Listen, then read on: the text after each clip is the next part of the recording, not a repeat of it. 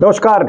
साल के अंत में मध्य प्रदेश में विधानसभा चुनाव है और विधानसभा चुनाव को लेकर बीजेपी और कांग्रेस दोनों ही अब से तैयारियां शुरू कर चुके हैं। ये तैयारियां दरअसल पिछले कई महीनों से चल रही थी, लेकिन अब जब जनसभाएं शुरू हो रही हैं, प्रदेश में यात्राएं निकालना शुरू कर दिया है दोनों दलों ने, तब साफ हो गया कि अब सीधे तौर पर टारगेट अगला विधानसभा चुनाव है, क्योंकि उससे ही कई बार यह निर्धारित होगा कि अगले लोकसभा चुनाव में क्या स्थितियां होंगी। हालांकि कई राज्यों के परिणाम इस ओर इशारा करते हैं कि राज्यों के परिणाम अलग, लेकिन लोकसभा को लेकर परसेप्शन अलग तैयार हो रहा है।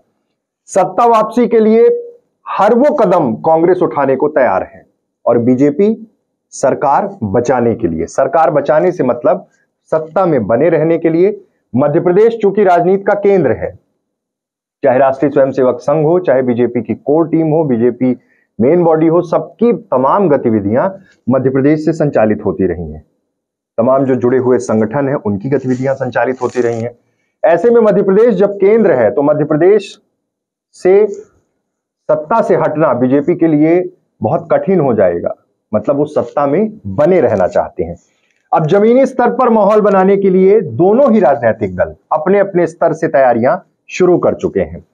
21 जुलाई प्रियंका गांधी ग्वालियर में जनसभा करेंगी और अभी तक की जो तस्वीर है वो ये साफ कर रही है कि मध्य प्रदेश में मूल रूप से 3 कांग्रेस के बड़े नेताओं के हाथ में कमान होगी, जिसमें राष्ट्रीय अध्यक्ष मल्लिकार्जुन खड़गे, महासचिव प्रियंका गांधी और राहुल गांधी। ये 3 अपने अपने स्तर से अलग अलग जोन में जनसभाएं करके कांग्रेस के पक्ष में माहौल बनाने की कोशिश करेंगे।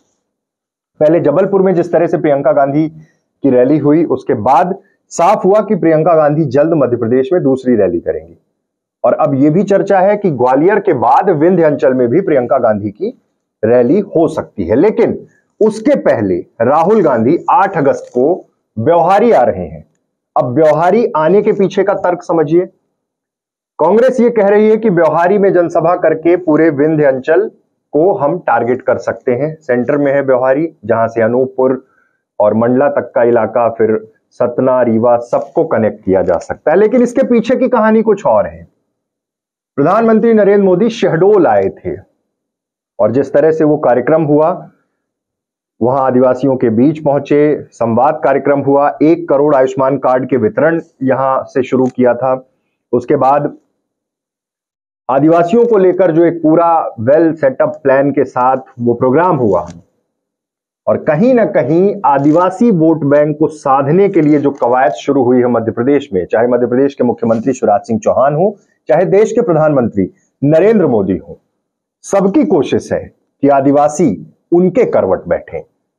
कांग्रेस के दावे हैं कि 2018 के जो परिणाम थे, जिसमें आदिवासी सीटों में, ज्यादातर सीटों में कांग्रेस को सफलता मिली थी और उन्हें इस बार भी उम्मीद है, लेकिन राह बहुत कठिन है। आदिवासियों के मुद्दे को लेकर जिस तरह से एग्रेसिव कांग्रेस कैंपेन खड़ा कर रही है, चाहे वो सीधी का पेशाब कांड हो या फिर पेशा एक्ट लागू होने के बाद जो नियुक्तियां की गई उस पर जो आरोप सरकार पर लगे, इन तमाम चीजों को लेकर वो एग्रेसिव है। बीजेपी विकास के मुद्दे पर और तमाम जन जन के लिए जो योजनाएं बनाने की बात की, जिनको आदिवासियों के बीच ले जाने की बात की, उन पर फोकस है। लेकिन सवाल यह है कि महाकौशल, विंध्य, इस अंचल पर सबसे ज्यादा फोकस क्यों है? इसके पीछे कारण यह है कि विंध्य ने पिछली बार जो परिणाम दिए थे वो पूरी तरह से बीजेपी के पक्ष में थे। लगभग सीटें भाजपा को मिली थी और इस बार भी उनकी यह कोशिश है कि ज्यादा से ज्यादा सीटें प्राप्त की जाए। लेकिन यहां पर जिस तरह से कैबिनेट में जिम्मेदारी दी गई तो शायद उतना काम नहीं हो पाया है। इसलिए खुद मुख्यमंत्री शिवराज सिंह चौहान मोर्चा संभाले हुए थे और फिर प्रधानमंत्री नरेंद्र मोदी, गृह मंत्री अमित शाह, सबको विंध्य और महाकौशल आदिवासी क्षेत्र जो है, यहां पर एक अलग प्लानिंग के साथ उतरना पड़ रहा है। लालपुर में जब जनसभा हुई थी तो प्रधानमंत्री ने तमाम आरोप कांग्रेस पर मढ़े थे। आदिवासियों के साथ 7 दशकों से भेदभाव हुआ, इसका भी जिक्र किया। और अब जब राहुल गांधी आ रहे हैं तब देखना होगा कि किन मुद्दों को लेकर और क्या बातें सबसे ज्यादा चर्चा में रहती है। आदिवासी किस करवट बैठेगा, सबकी निगाहें इस पर टिकी हुई हैं। और आप मानिए कि मध्य प्रदेश में कमान संभाल चुके हैं दोनों तरफ से केंद्रीय नेतृत्व के नेता, चाहे प्रधानमंत्री की बात की जाए, चाहे गृह मंत्री की बात की जाए। शिवराज सिंह चौहान खुद हर जिले में, हर विधानसभा क्षेत्र तक जिस तरह से पहुंच रहे हैं, इससे मैसेज साफ है कि चुनाव प्रबंधन भोपाल में बैठकर होगा, लेकिन जमीन पर लड़ने के लिए प्रधानमंत्री नरेंद्र मोदी, गृह मंत्री अमित शाह और कुछ केंद्रीय मंत्रियों की ड्यूटी रहेगी। लेकिन मूल रूप से चेहरा प्रधानमंत्री का होगा, क्योंकि मध्य प्रदेश विधानसभा चुनाव के ठीक बाद लोकसभा के चुनाव है। ब्योहारी से उमरिया, अनूपपुर, सीधी, रीवा, सिंगरौली, कटनी, जबलपुर, सतना, पन्ना तक का इलाका कवर करने का टारगेट है। अब इस बीच खबर है कि छत्तीसगढ़ के पूर्व मुख्यमंत्री रमन सिंह के रिश्तेदार कांग्रेस में शामिल हो सकते हैं। वीरेश सिंह उनका नाम है और उनके स्कूल के सामने ही ग्राउंड में ये जनसभा कराई जा सकती है।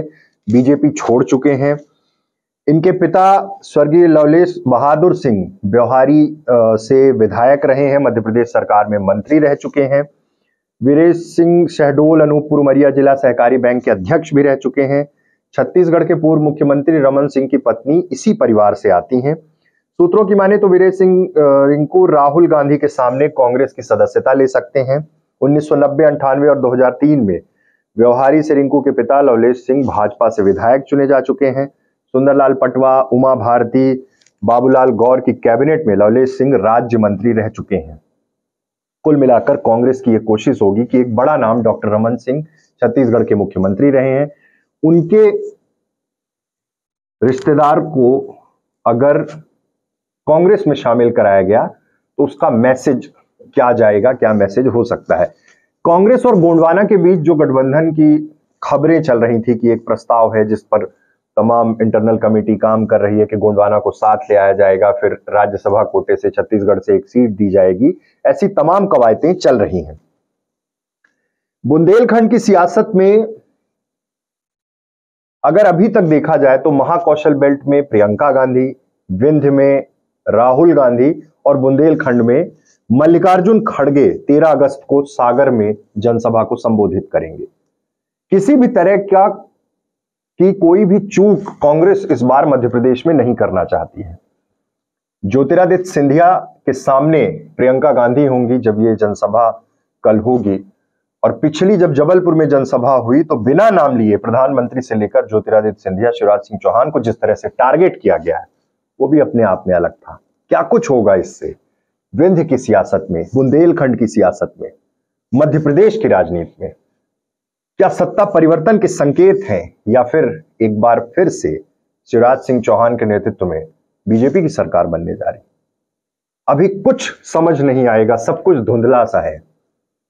लेकिन 2018 में जब सरकार बनी और उसके बाद जब सरकार गिरी, उस बात को बड़े गाजे बाजे के साथ कांग्रेस प्रचारित कर रही है और कैंपेन का हिस्सा है। कमलनाथ हर जनसभा में इस बात का जिक्र करते हैं कि मेरी क्या गलती थी, मेरी सरकार गिराई गई। मध्य प्रदेश की राजनीति में अगले कुछ महीने बेहद दिलचस्प हैं।